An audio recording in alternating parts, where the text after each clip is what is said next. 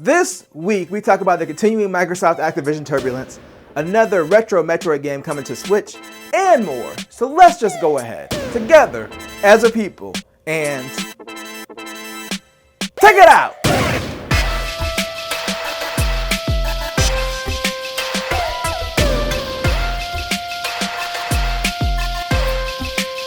And welcome to another sensational Sunday. I'm Mike, and I have returned to speak upon the gaming news. And you know what's been popping in the procedurally generated streets? Microsoft's purchase of Activision. It's been heating up as we get closer to July when this deal is supposed to close. So last week we talked about Microsoft's offer to put Call of Duty basically on every platform in existence for the next 10 years. Well, the rumors are stirring that this may be enough to please the regulators in the EU.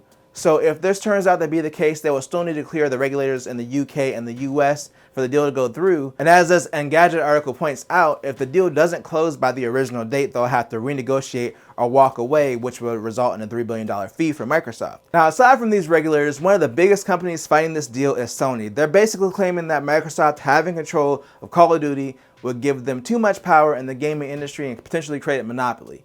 Well, with this case pending with the FTC in the US, they basically have given Microsoft permission to pull sales information about Sony.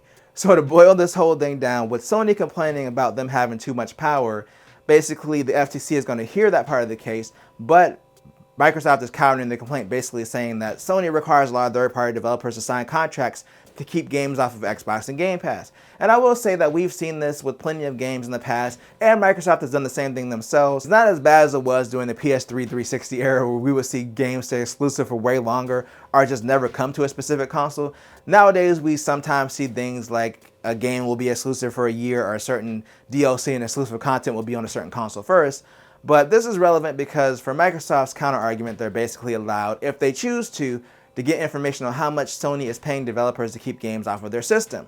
So basically this could be the Uno reverse card Microsoft would need in their case with the FTC. Now, this information would be limited to deals made after January 1st, 2019, but if Microsoft did this, then this information would eventually become public, so we could potentially get a peek behind the curtain to see how much Sony is paying for exclusive content. Then, when we realize it's more than we'll make in our entire lifetime, we can cry a little bit on the inside. Just like Metroid fans waiting on Metroid Prime 4. Well, there is some good news for those people. Nintendo has decided to add Metroid Fusion to Nintendo Switch Online, and it will be on the service on March 9th. And with them releasing Metroid Prime Remastered and now some of the Metroid Game Boy and Game Boy Advance games, it really seems like they're trying to get the franchise back into people's thoughts. Now, since this is a GBA game, that means you have to have the expansion pack to play it. Now, personally, I think the expansion pack is starting to look a little bit better, but I still want to see more content before I pay more than double the amount of regular Switch Online for these extra games. But this release could mean that they're gearing up to finally release some information on when we'll see Metroid Prime 4. Now, personally, I believe the conspiracy that the game doesn't actually exist. I think they'll just release Metroid Prime 5 and then claim they released 4 years ago, and then Metroid fans will spend years searching for a game that doesn't exist. Tales will be created of how it's the best Metroid game and how people have played the full thing and it was mind-blowing, and then eventually they'll release it like they did with Star Fox 2, like 30 years later. But you know what's mind-blowing and it actually exists? The Steam Deck. And that's what we're talking about in our final story. In the latest Steam Deck beta update, it included some fixes for some upcoming games, which is cool.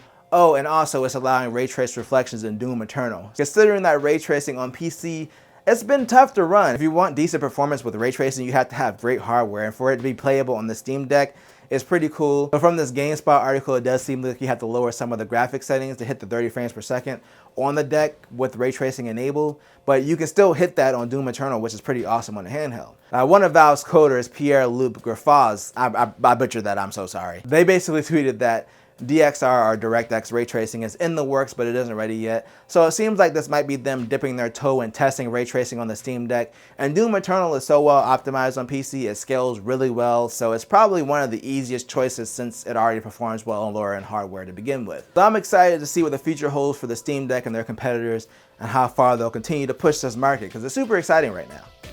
And my feature is getting out of here, but let me know what you think down below. Do you think we'll see Metroid Prime 4 this year? And what features would you like to see come to handheld gaming? Again, let me know down below, and if you enjoyed this video, then make sure to tell a friend, tell a coworker, like, share, and subscribe, and hit that bell notification to be notified when I drop videos or live streams, and always do at least 2 things at the same time.